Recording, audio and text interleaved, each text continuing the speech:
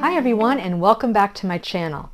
Today I'm being teleported back to the 1920s where I'll be making a vintage icebox cake. This is actually a 1920s dinner collaboration that I'm doing with some fantastic friends. We have Molly from Molly Cakes, Lucy and Julie from Brick Girls Go Stateside, Jim from Jim's Kitchen, Lorelei with Cakes by Lorelei, Jessie from Fifth and Overland, and Catalina Treats Gluten-Free Bakery. So be sure to check out their channels. I'll leave links to their channels in the description below, along with the recipe for this delicious icebox cake. So hang on and enjoy the ride, and let's see how this all plays out.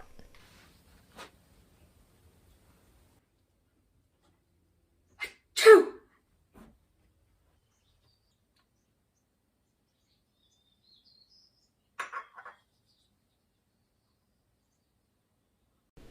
Well, here I am, teleported back to some random house in the 1920s. Let's learn about the icebox cake. Now, the icebox cake was really popular in the 1920s since it was no bake and required very few ingredients. The typical icebox cake consists of sweetened whipped cream and graham crackers.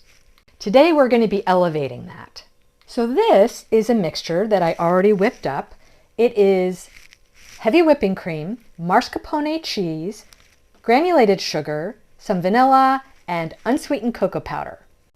And instead of using graham crackers, I'm using these chocolate chip cookies by Tate's. The other thing you'll need is a springform pan. Either an 8 or a 9-inch would do for this. And we're going to take our cookies. You'll notice Tate's cookies are very thin, and we're going to put them in a layer in the bottom of this springform pan. And where there are spaces, what I'm going to do is just try and fill them in with parts of the cookie.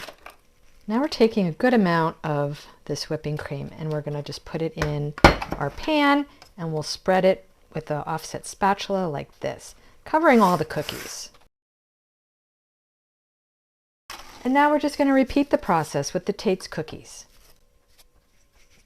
And we'll repeat the process with our whipping cream.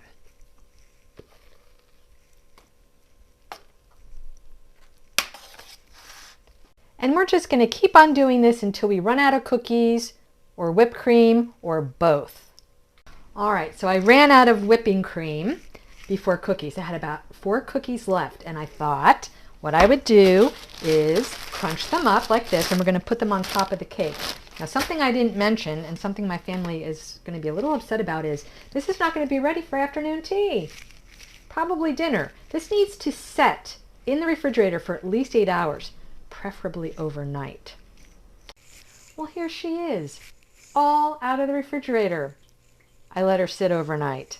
Now, before we cut into her, I want to sprinkle some of these crushed Tate's cookies on top. Okay, here we go.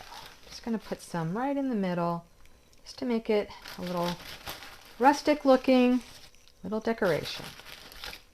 All right, let's cut in, see what we have.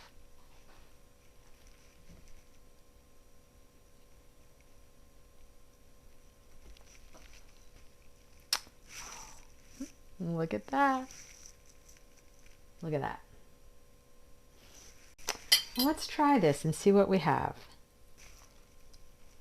The Tate's cookies really got nice and soft, and they blend in so well with the whipped cream and mascarpone cheese. Remember I put a little cocoa powder in the whipped cream mixture, so you have a slight hint of that along with the chocolate chip cookies. Yum.